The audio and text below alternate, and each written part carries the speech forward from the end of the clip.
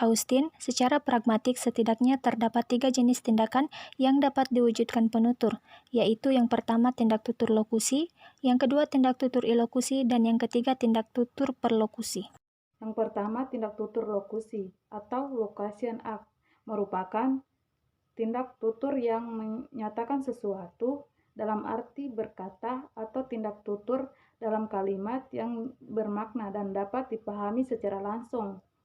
Contohnya seperti, ini Aisyah, teman kuliah saya di UHO. Contoh yang kedua, Indonesia adalah negara kepulauan.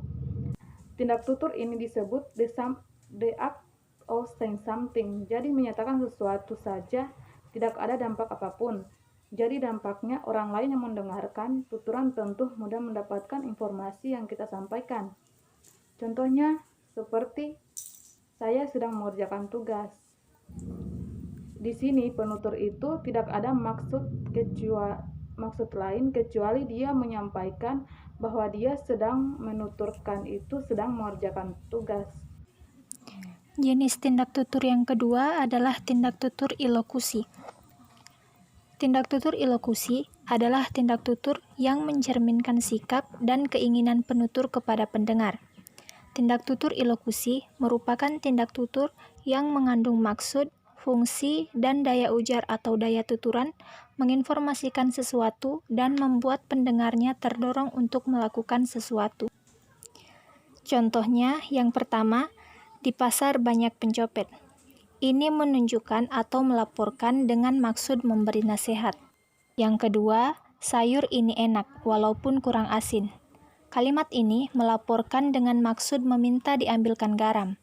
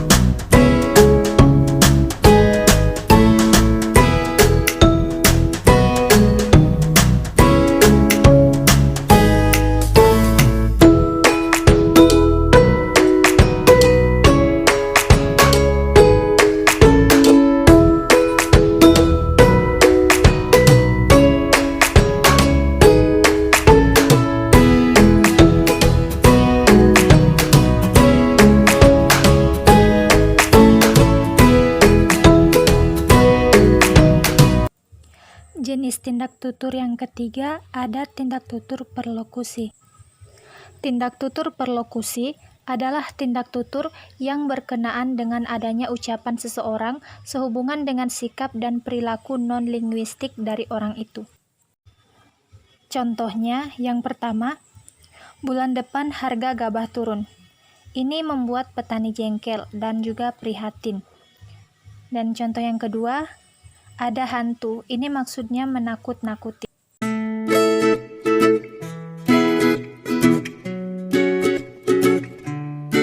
Tindak tutur langsung merupakan tuturan yang mengandung arti yang sebenarnya, mudah dipahami oleh pendengar karena ujarannya berupa kalimat-kalimat dengan makna lugas.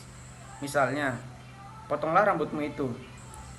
Yang kedua, tindak tutur tidak langsung.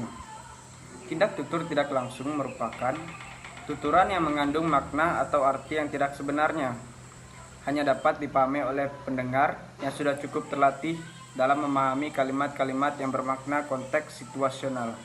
Misalnya, ada makanan di lemari, makna, meminta diambilkan makanan. Di mana sapunya? Makna, meminta diambilkan sapu.